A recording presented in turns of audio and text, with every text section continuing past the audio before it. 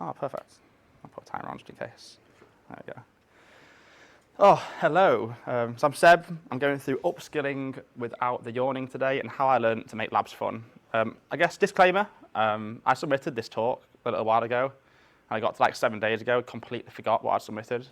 I had to check on I have the abstract. But I put something together I think is very relevant, and the abstract did make sense, it turns out. I have a 2-year-old child, so I've slept a lot since then.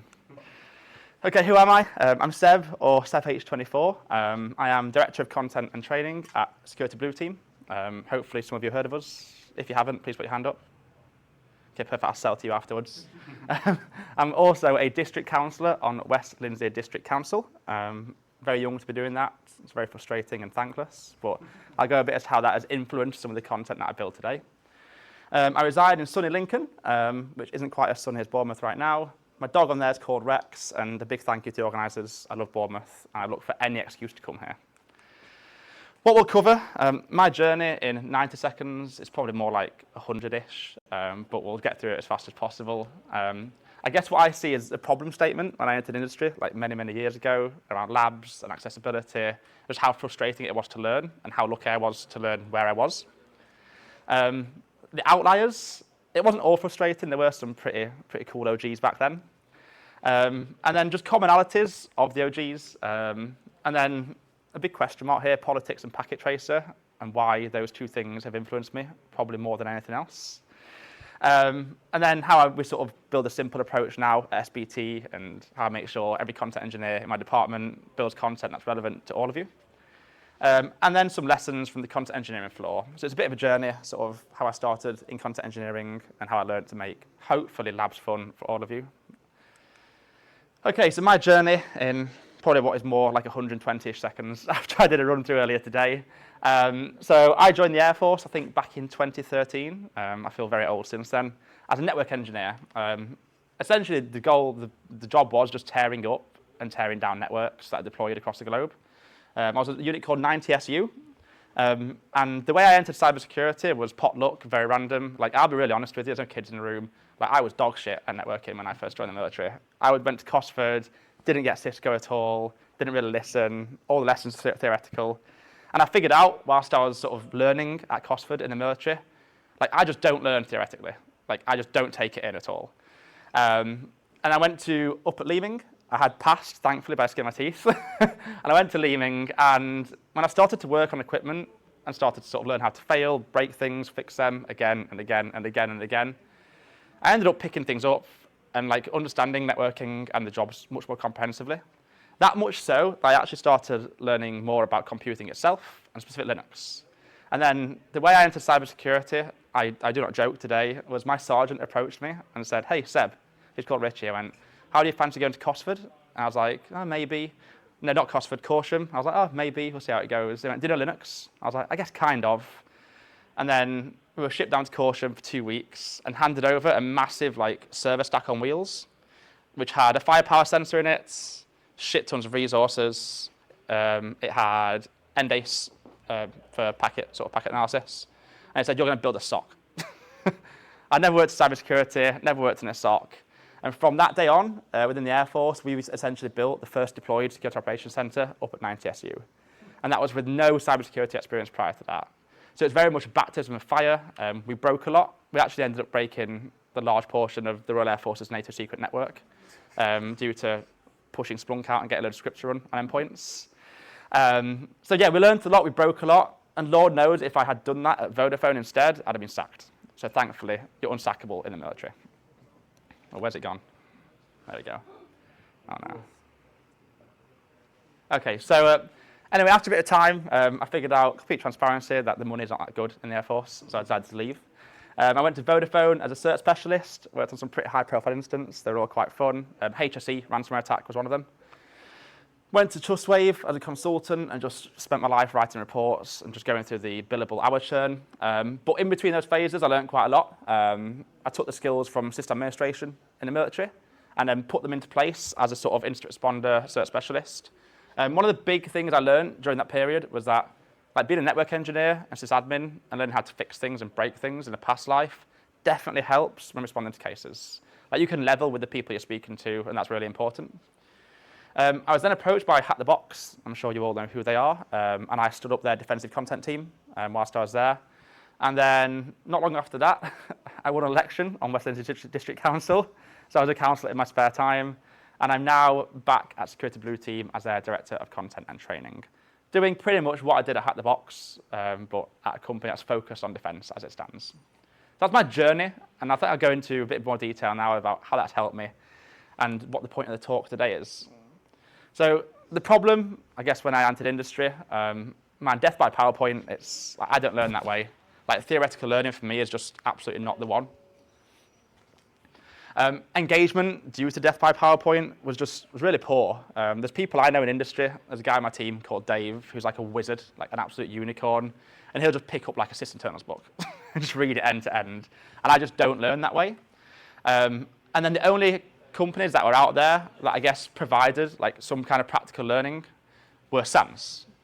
And as we all know, they're like expensive. Like, I think like £8,000 going rate now for a SANS course. I was really lucky. I did 5 classes in RAF, and that was very lucky for myself. But if I wasn't, I don't know how I'd have managed practical training back then.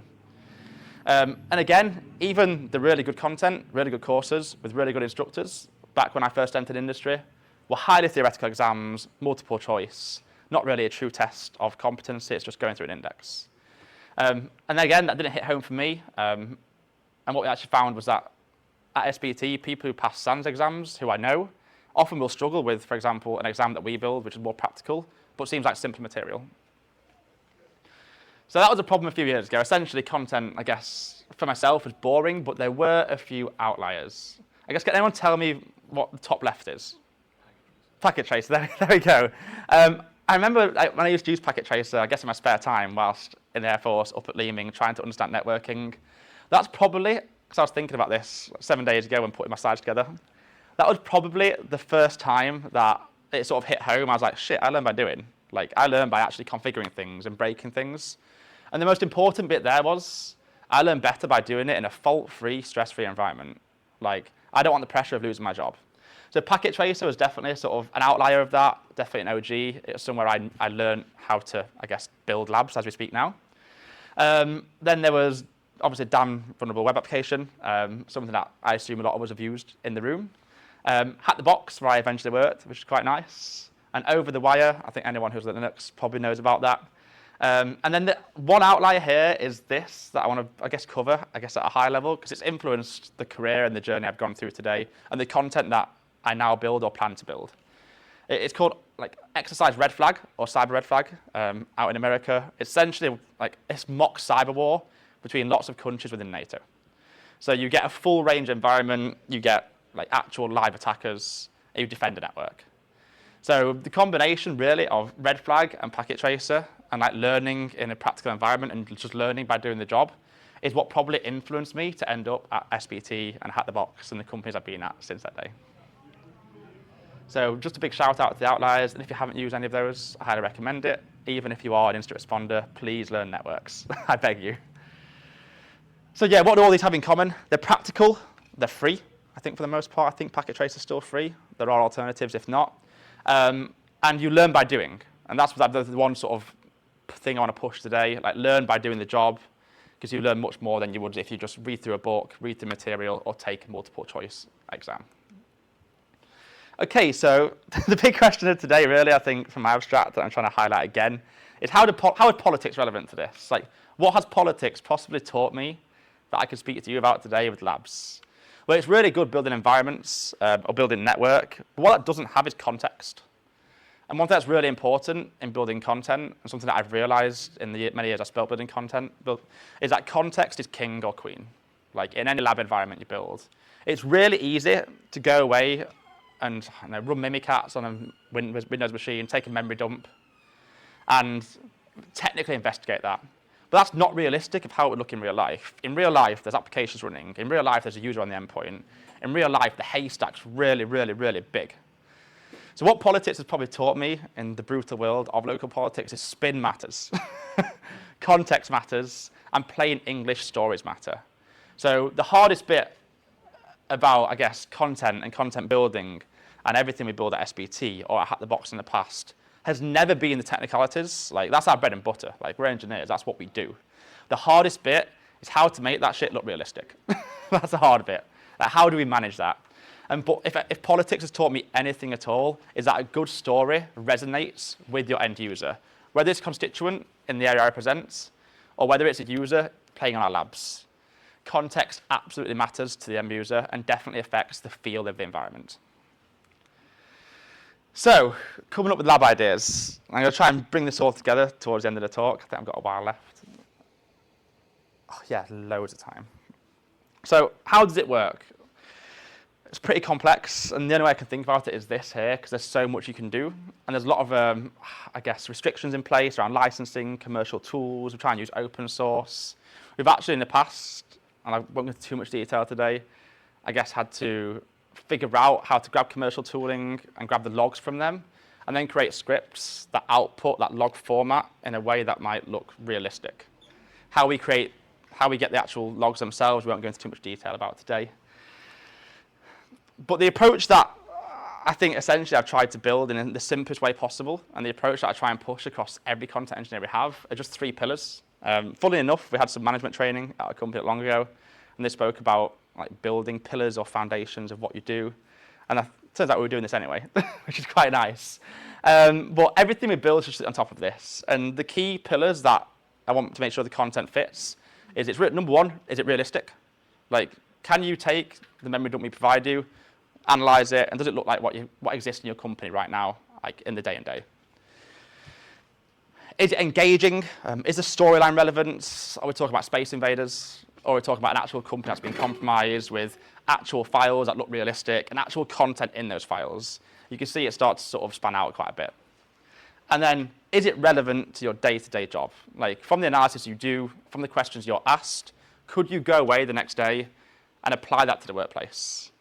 And if all these three pillars exist in the content you're building, then usually, if you're checking those boxes, you can guarantee the content's pretty good.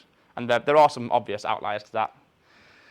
So, a good example of this, and as an FYI, I don't want to sell our platform. There's a lab that's free right now that I built not long ago called Becky. It's a BEC. I recommend playing it on BTLO if you get a chance, because I went through this process not long ago. And it gives you an idea of how much effort, as a content engineer, I guess you try and put in to build environments that are realistic. It gives you a bit of, I guess, an idea as to how my background in engineering, system administration, definitely helps in the day and day.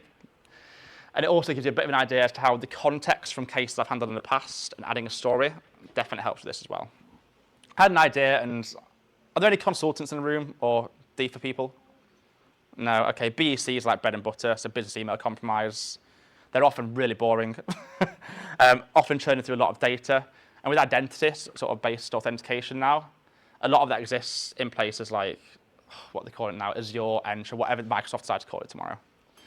So I had a BAC idea, and I was like, crap, I've never actually managed anything in Azure or Entra. So I was like, okay, I'll set this up. This should be quite easy. Because back in the Air Force, it was all Exchange, piece of piss. It all sits on the actual hosts. Man, Microsoft isn't easy. That's what I learned that day.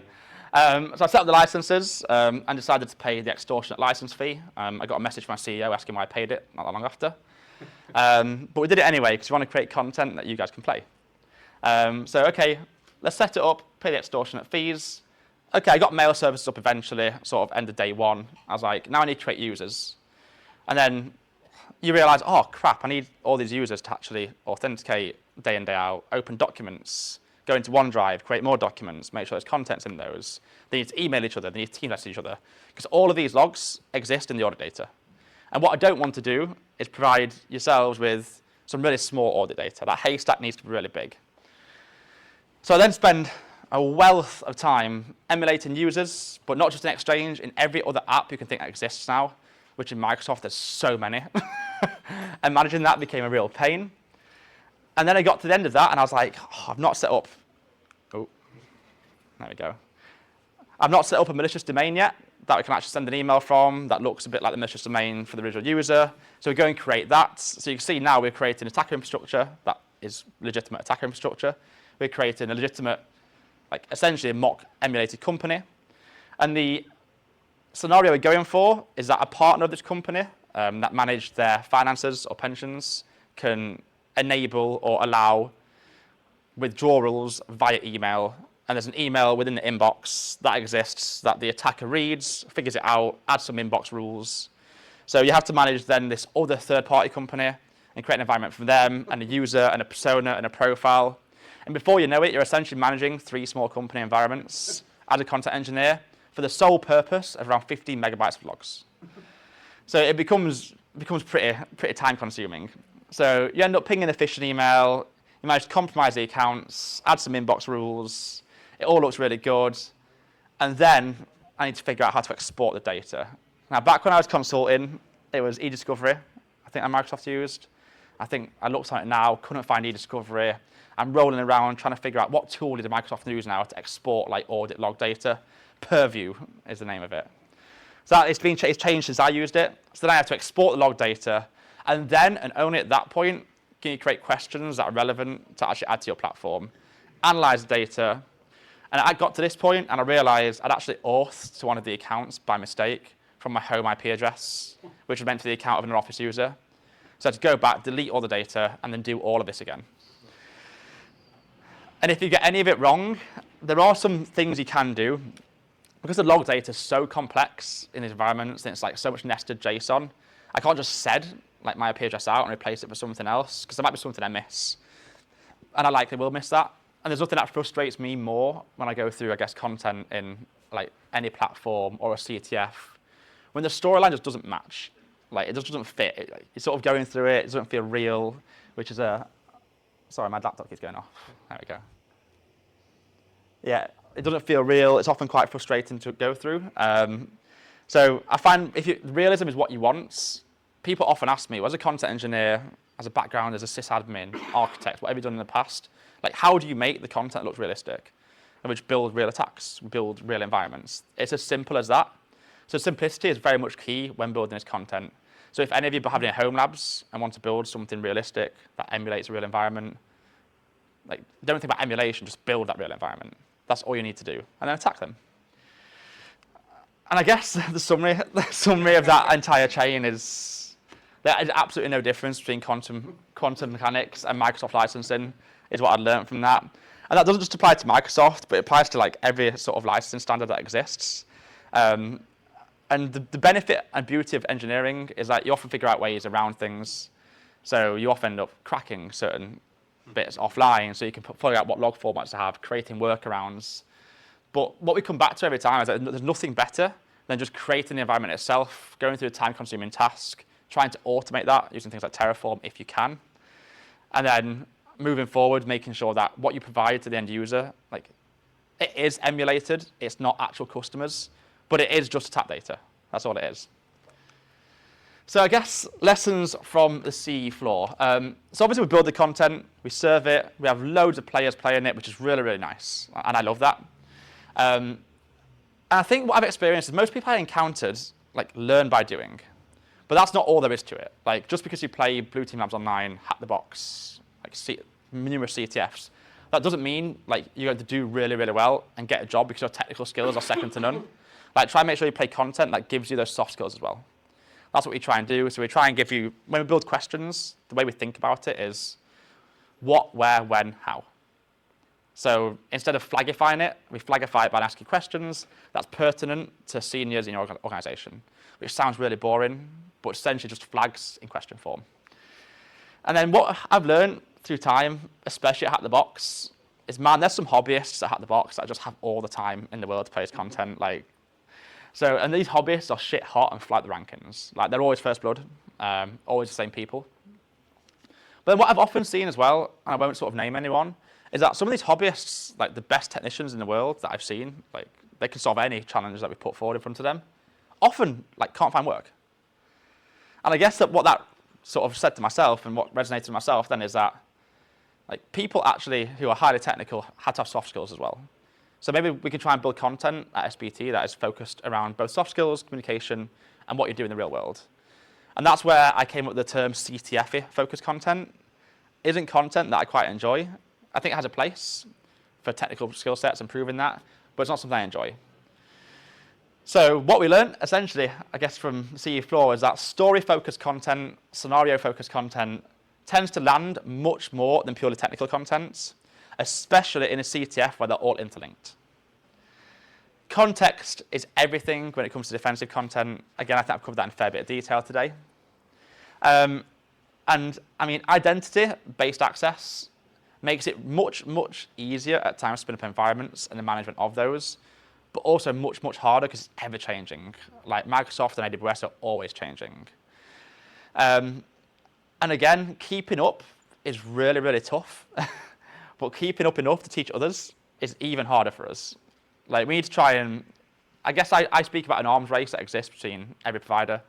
Man, if Log4j2 came out tomorrow, you can guarantee us, Hack the Box, try hack me, we're in like an arms race to get content out as fast as possible, but make sure that's high quality. So we often try and get content out before a POC exists. So as a CE, you're often, I guess, trying to understand how it's exploited prior to a POC existing in the wild to make sure it's out next day. So what that means is we have to be highly technical, understand how to teach it, how to write well about that, and get it out into platform super, super quick. So that is really, really difficult.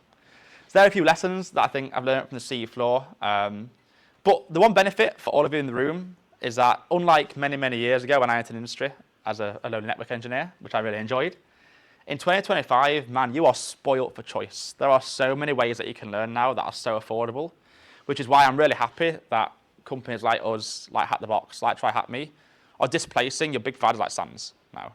Because like training is now accessible to many, many people. And often you'll find the people who spend time and put time into practical labs and learning, they're the people who are often like landing jobs now because they can speak about it in interviews. They can speak about experience.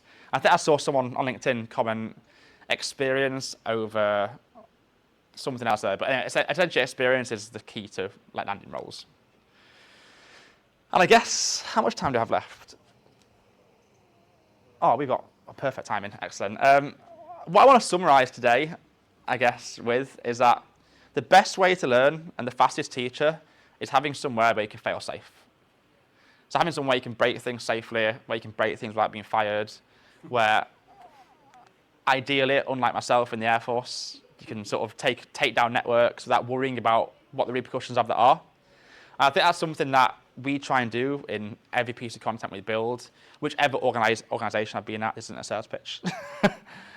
So my recommendation, I guess, to everyone here, hopefully you've learned something or taken something in, is that just break things. Like the best way to learn a new exploit, for example, would be to understand how it works, not just run the POC, understand the application, go into the logs, understand how they look in the log files themselves, rather than just reading the blog post. And that's how I personally learn, because I can't take anything in when it's theoretical focused or reading through it. Okay, Q&A. I'm not sure there'll be any questions, but I mean, I've got time for them anyway, and I'll be here probably 15, 20 minutes afterwards. I did have one. You mentioned like when there's something new, you want to get there before even the POC is out. What are some of your sources to get yourself up to speed on how that attack works? Do you have some specific resources, or do you just, every time you just search and find? Yeah, so I have a very, very good team of content engineers sat on my team at the minute who, I mean, their bread and butter is like exploit building a lot of the time. So when it comes to offensive content, I describe like Dave or Gaz like hammer and nail. Like I point and shoot and they'll go away and just do until it's done. So a lot of it can be like just reverse engineering how it works or what information exists on LinkedIn from the little information there is. But then there are, with defensive content, so for offensive content, you have to build something vulnerable and you have to be able to compromise it. So it's a little bit harder. But for defensive content, which we do, it's a little bit easier because what you can sort of get from your contacts in industry who might be seeing this live, like through your network, are what IOCs have you seen?